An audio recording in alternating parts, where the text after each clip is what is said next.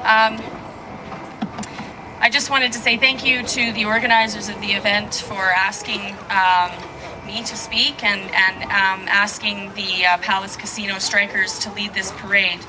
I think that that's a very important shot in the arm for these workers, and it's been a very, very long battle for them. Migrant workers, low wages, no focus on occupational health and safety, skyrocketing house costs, consistent attacks on working people, teachers being forced again and again to go on strike to fight for proper education for the future of Alberta and Canada, corporations insisting on record profits at the expense of their workforce, employer attacks on workers' rights to organize and bargain collectively, a labor relations board that does nothing to force employers to bargain fairly or lawfully, a government who ignores calls from their citizens to intervene where human rights abuses are rampant, trade agreements that ignore and hurt workers. This is Alberta. This is what it is to be an Alberta worker. People from across Canada come to Alberta in search of the promise that there's more jobs that can possibly be filled and that the streets are supposedly paved with gold. What people often find when they get here is anything but opportunity. They find housing that is so out of reach they're forced to live in their cars. Many workers are living in shelters because their wage doesn't cover their bills, their rent. They find there really are that there's only a prosperous few, and that wealth is not for the many. Many of the working class in this province are 2 to 3 paychecks away from the streets, and that should be a concern to each and every one of us. In Alberta, we have a new crisis on our hands. Migrant workers are coming from around the world and are being exploited as cheap labor. But I suggest to you that these people are not cheap to hire. They're cheap to kill. What are the families of the 2 workers up in Fort McMurray going to do? Do they have the resources to demand inquiries into the deaths of their loved ones? Do they have the ability to hire lawyers and sue for unsafe working conditions their loved ones were forced to work under? No. Hong Liang Lu, 33 years old, and Genbao Ji, 27 years old, will be put in pine boxes and sent home to their loved ones, and that will be the end of their hopes for something better. And the tar sands will keep on pumping oil. If we as workers don't immediately rise up against this, we will all have blood on our hands. These workers often speak little or no English with far too few translators and no union representative to care for their needs. So when there are problems, the results can be disastrous, as we've seen.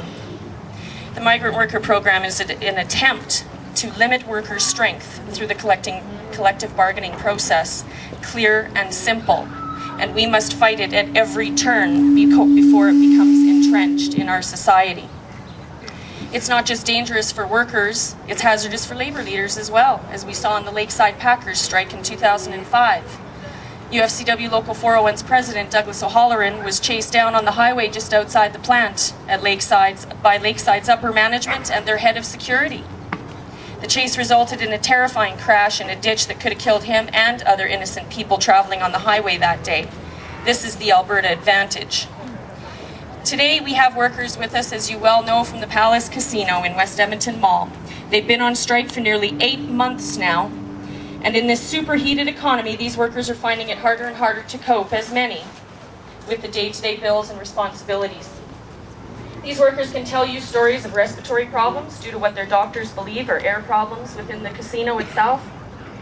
They'll also tell you about security problems within the casino with problem patrons that go minimized or largely ignored by management. They'll tell you that most of them make little more than minimum wage in a city where the average cost of a home is now $350,000 and where rents are skyrocketing.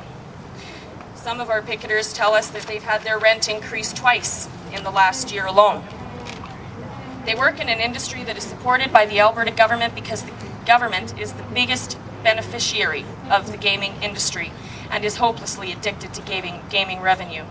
This is a province where schools have to use casino revenue to raise funds for necessary programs and materials. Many schools would not be able to function without casino revenue. Since when did schools in this province become charitable organizations? Why are we allowing a system that demands our children's education be subsidized by casino revenue? There's something very wrong in Alberta, and as workers we have a very long battle ahead of us. Today is a celebration of workers, so let's celebrate now. But tomorrow, we need to get back to work and focus on strengthening our rights, our agenda. Workers have never received anything by simply asking. They have had to fight and wage long and difficult battles against those who would strive to keep them quiet. We can be quiet no longer. We must cry out for justice, for equity, for a place in the history books. We will win, but only if we support one another and do what is necessary to see positive change happen. It's not enough to talk about it. We must take action so that that change can happen. And we also owe thanks and our support to all the workers who are and have ever struggled and have been on strike and taken on their employers and struggled to improve things for all workers, and that's why we're here today. We also owe a thanks and our support to organizations like the Parkland Institute, the Alberta Federation of Labour, Public Interest Alberta, and the New Democrats. These people all contribute greatly and generously to the interest of working Albertans, and we must ensure their viability on a sustained basis if we are going to be successful in asserting the rights of working people.